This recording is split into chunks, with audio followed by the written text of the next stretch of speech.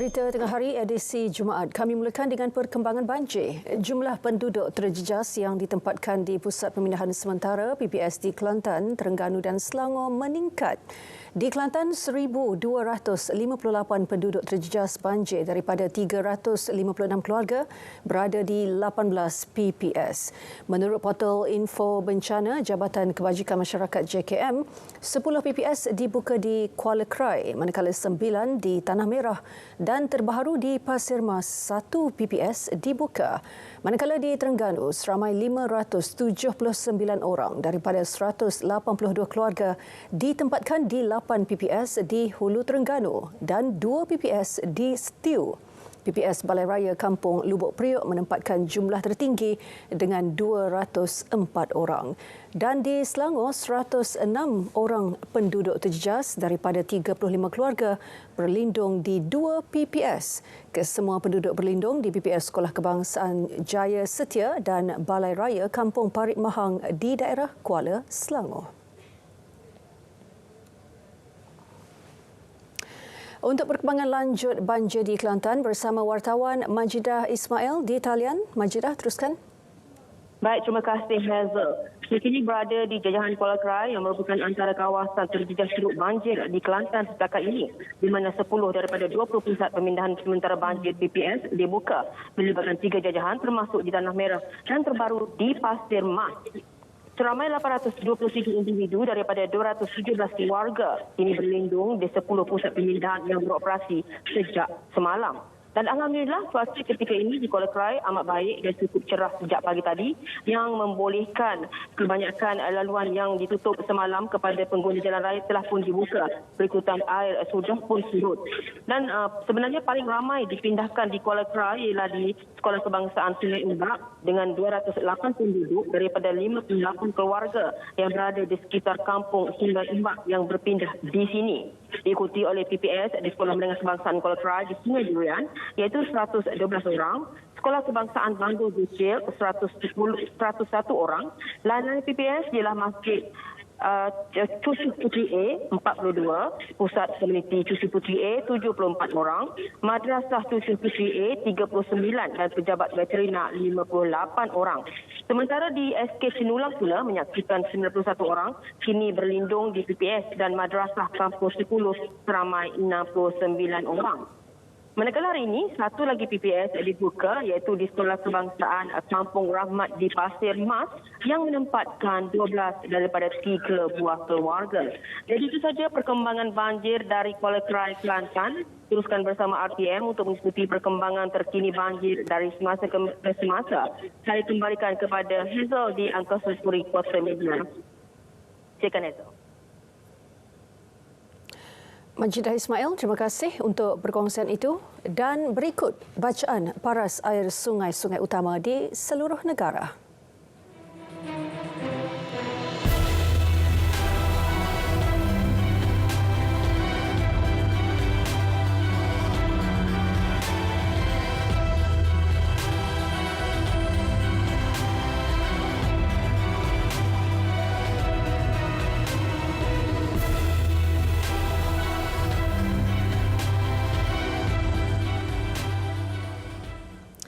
Baik, ini pula perkembangan banjir di Terengganu. Wartawan Siti Jamilah Hanim Jamil di Setiu ada laporan terperinci. Jamilah? Ya, Hazel, terima kasih. Untuk makluman semua, kalau boleh saya kongsikan, cuaca sebenarnya di daerah Setiu ini, hujan masih lagi turun di beberapa tempat sebenarnya. Dan meskipun daerah Setiu masih mencatatkan jumlah penduduk yang sedikit, iaitu ketika ini hanya 13 penduduk terjejas banjir daripada 4 keluarga yang berada di 2 PPS, iaitu di PPS Kampung Besut dan juga PPS Surau Mak Bakas. Dan saya ketika ini bersama-sama dengan APM meninjau sekitar kawasan banjir di Surau Mak Bakas ini. Dan Hazel, sebenarnya melalui data yang telah dikongsikan sebentar saja tadi, jumlah penduduk terjejas banjir di negeri Terengganu, khususnya di daerah Hulu Terengganu, telah berkurangan sedikit kepada 345 berbanding 533 pada pukul 10 pagi tadi, di mana hanya 4 PPS yang masih lagi dibuka, iaitu di PPSK Kampung Gunung Menerung, PPS Kampung Lubuk Periuk, PPS Kampung Kemat dan juga PPS Kampung Pengkalan Ajal. Dan sekiranya hujan lebat tidak berlaku di kedua-dua daerah ini, insya-Allah penduduk terjejas banjir dijangkakan lebih ramai lagi yang akan dibenarkan pulang. Namun semua agensi kini sedang bersiap sedia sekiranya hujan turun dengan lebat di kawasan-kawasan lain yang sekaligus boleh mengakibatkan banjir di kawasan-kawasan yang rendah. Hazel, itu dia dapat saya kongsikan untuk berita tengah hari ini. Kepada anda, silakan. Siti Jamilah Hanim Jamil, terima kasih untuk perkongsian itu. Dan beralih ke perkembangan berikutnya. Skim Perubatan Madani merekodkan lebih 1 juta lawatan pesakit bagi rawatan sakit-sakit ringan percuma di klinik swasta yang berdaftar. Sejak diperkenal 15 Jun lalu, 785,623 pesakit terima rawatan melalui 2,506 klinik swasta dengan jumlah perbelanjaan keseluruhan 62.5 juta ringgit. Menteri Kesihatan Datuk Seri Dr. Zulkifli Ahmad berkata kerajaan juga telah menunjukkan komitmen berterusan terhadap skim tersebut. Antaranya memperuntukkan 100 juta ringgit dalam belanjawan 2024. KKM dan Protect Health akan terus komited memantapkan gerak kerja meningkatkan pelibatan klinik swasta di seluruh negara sekaligus memperluas akses kumpulan berpendapatan rendah kepada perkhidmatan kesihatan yang berkualiti. Skim Perubatan Madani merupakan inisiatif kerajaan melalui KKM bagi menampung keperluan kesihatan golongan B40. Menangani kemiskinan bandar antara fokus utama Menteri di Jabatan Perdana Menteri Wilayah Persekutuan yang baharu dilantik Dr. Zaliha Mustafa. Turut diberi keutamaan meningkatkan ekonomi warga wilayah persekutuan termasuk peniaga kecil. Menurut Dr. Zaliha, isu legasi melibatkan masalah perkampungan kampung baru juga akan diberi perhatian sewajarnya.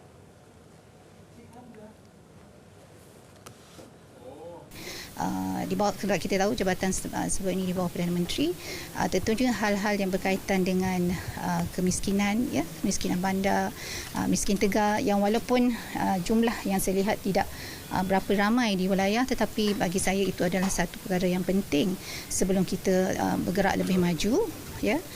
Kemudiannya tentulah dari sudut ekonomi, dan ekonomi ini khususnya saya yakin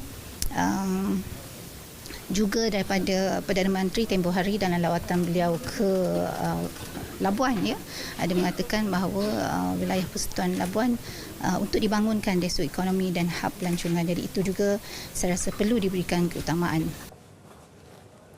Dr. Zaliha berkata demikian kepada media sebelum mengadakan taklimat bersama pegawai Jabatan Wilayah Persekutuan dan agensi di Putrajaya.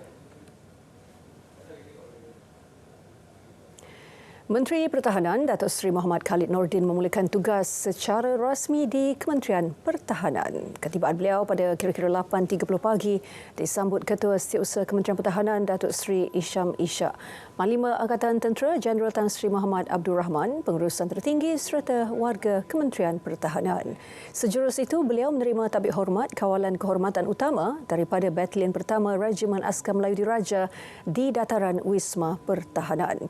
Manakala sebelum menghadiri mesyuarat tertutup oleh pengurusan tertinggi Kementerian Pertahanan, beliau mengimbas mesin perakam waktu tepat pukul 8.40 pagi. Terdahulu, beliau menerima nota serah tugas daripada mantan Menteri Pertahanan Datuk Seri Muhammad Hassan pada Rabu. Tentera Laut Diraja Malaysia TLDM mengadakan eksersis Taming Sari Siri 22 tahun 2023 bagi menguji keupayaan dan kesiapsiagaan sistem peluru berpandu di kapal serta tahap kompetensi warganya. Seterusnya, RTM berjaya merangkul 2 kategori Anugerah Media Pelancongan Perubatan 2023 MTMA. Ketua Pengarah Penyiaran Datuk Suhaimi Sulaiman berkata, kemenangan itu merupakan satu pencapaian amat membanggakan hasil komitmen dan kesungguhan sebagai pengamal media. Kali ini kita menghantar banyak pencalonan dan semuanya masuk ke peringkat akhir. Yang menang 2. Itu maksudnya kualiti kita sangat tinggi. Jadi saya sangat bangga. RTM muncul juara kategori pasukan editorial pelancongan perubatan terbaik tahunan membawa pulang trofi berserta wang tunai RM10,000. Manakala wartawan RTM Normaiza Musa memenangi kategori rencana pelancongan perubatan media kami penyiaran editorial terbaik. meraihkan kreativiti. Sekiranya ada laporan-laporan yang disifatkan amat kreatif, kami mengalu-alukan ya. Jadi editorial ni tugasnya untuk mencantikkan skrip, untuk menyemak fakta, untuk memastikan apa yang kita salurkan kepada audien tu adalah menepati dasar-dasar kerajaan yang sedia ada selama ini. Mungkin faktor usia tu tak boleh lah, kita tak boleh ambil kira, tapi sebab semangat kena ada dan kena ada passion dan kena ada minat yang tinggi, komitmen kerja yang tinggi. Anugerah dianjurkan Majlis Pelancongan Kesihatan Malaysia MHTC dengan 6 kategori dipertandingkan. Ia mendapat penyertaan pelbagai agensi berita tempatan dan luar negara. Selain RTM, antara yang menyertai adalah bernama Esra Wani Liputan 6, Channel News Asia dan The Bruneian.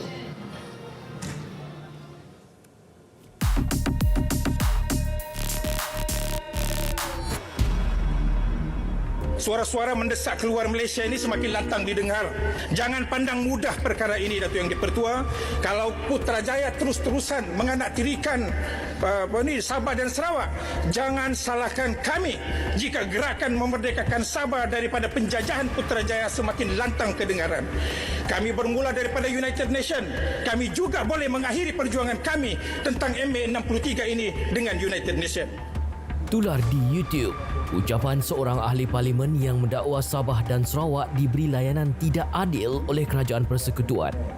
Jika keadaan sama berterusan, dia memberi bayangan 2 wilayah terbabit akan bertindak keluar Malaysia.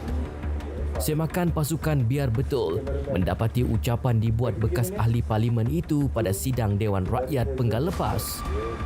Klip rakaman dibuat naik kembali pihak tertentu baru-baru ini.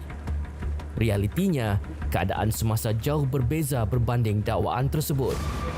Malah, komitmen untuk melaksanakan Perjanjian Malaysia 1963 jadi keutamaan Kerajaan Perpaduan. Tanggungjawab saya sebagai generasi penerus ialah melaksanakan janji dan perjanjian yang dimeterai di antara pemimpin-pemimpin negara kita tatkala membentuk Malaysia, termasuk MA63, bukan untuk dirunding tetapi untuk dilaksanakan. Bukan sekadar retorik, pembangunan dan kebajikan Sabah dan Sarawak turut diberi perhatian. Tahun depan, peruntukan persekutuan untuk pembangunan Sarawak meningkat kepada 5.8 bilion ringgit. Manakala untuk Sabah meningkat kepada 6.6 bilion ringgit. Kerajaan juga telah menurunkan kuasa pelaksanaan projek pembangunan di bawah 50 juta ringgit kepada agensi teknikal. Henti cipta persepsi negatif, elak cetus kegusaran awam. Penyebaran berita palsu dan fitnah merupakan kesalahan. Segera lapor ke MCMC jika anda terima bahan fitnah atau berita palsu. Biar betul, tak pasti, jangan kongsi.